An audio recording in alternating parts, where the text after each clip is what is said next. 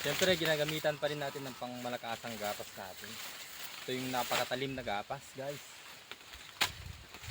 Hi guys, dito tayo sa bukid at ayan na nga ay nagmotor lang tayo. Siyempre malayo tong bukid kaya nagmumotor na lang tayo. Tsaka mainit kasi yung mga idol kaya yan ay hinintay lang natin na medyo mahangin kaya yan. Medyo hapon na tayo pumupunta dito. At saka may trabaho din naman kasi tayo kaya ayan hinihintay lang natin na lumubog yung araw para makapunta tayo dito at para hindi na masyadong mainit. At ayan na nga guys, ay nandito na tayo sa Maisan din at magkukumpay na naman tayo para sa ating baka. Nandito na nga tayo sa ating mga baka guys. At ayan na nga pala guys, ay bali dinala na natin dito sa malapit sa ilog yung ating mga baka para hindi na tayo mahirapan sa pagpapainom. At ayan na nga, ay bibigay lang natin yung pagkain nila dito at hindi na tayo maabala pa sa pagpapainom sa kanila. At dito lang din naman tayo nagkukumpay dito sa maisan ni biyanan ko. Matigas na kasi yung mais niya kaya ayan, dinala na lang natin yung mga baka dito para hindi na tayo mahirapan sa pagpapainom kasi oras din yung mauubos kapag nandun pa sila sa loob. Kaya mas okay pa na nandito sila para pag gusto nilang uminom ay dito lang sila iinom sa tabi nila. Ayan, malapit yung baby baka natin.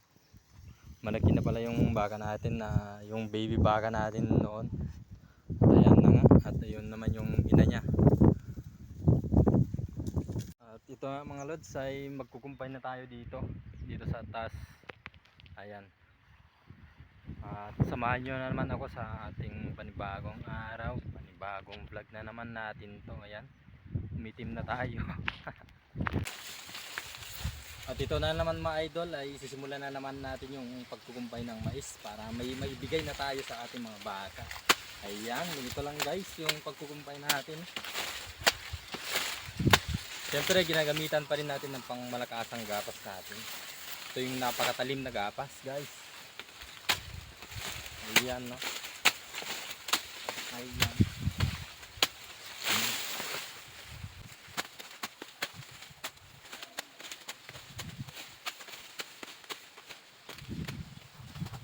Ganito lang guys ang magkumpay. Let's go. At ayan guys, ay natapos na tayo sa pagkumpay. Ayan. Ayun na yung nakumpay natin sa likod. Ayan. Doon pa yung iba. Ayan na nga, ay ganito yung ginagawa natin na araw-araw para mabusog din naman yung ating mga alaga. At ito naman guys ay para sa ating kalabaw. Dadala ko na to para sa ating kalabaw guys. Mamaya na yung dalawang baka natin dito. At ayun yung kalabaw natin guys, naghihintay na ibigay natin to. At ito na nga, ay nandito na tayo sa ating kalabaw. Dito na lang natin ibaba.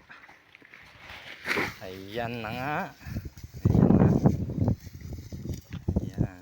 Ang mag-alaga ng hayop guys, kailangan natin ng sipag at syaga para may magiging income natin. Kay Spider-Man o kay Batman, kay Superman o Wolverine. At ito na naman guys yung para sa ating baka na dalawa, yung pinagtabi natin, yung mag-ina natin tsaka yung lalaki na baka natin. Bibigay na natin to guys. So, ayan. At ayan na nga guys, ay naibigay na natin yung kanilang pagkain. Tapos na rin tayo dito sa ating kalabaw. Dito, siyempre dito sa ating baby baka. Ayun yung pagkain niya guys, hindi niya kinakain na naman. Nabusog na naman yun, kaya yun kasi yung pinauna natin na pagkainin. Kaya yan, busog na. At ayan na guys, ay natapos na tayo sa pagpapakain ng ating mga baka. At ayan na nga, ay pauwi na tayo. At salamat na naman sa inyong panonood guys.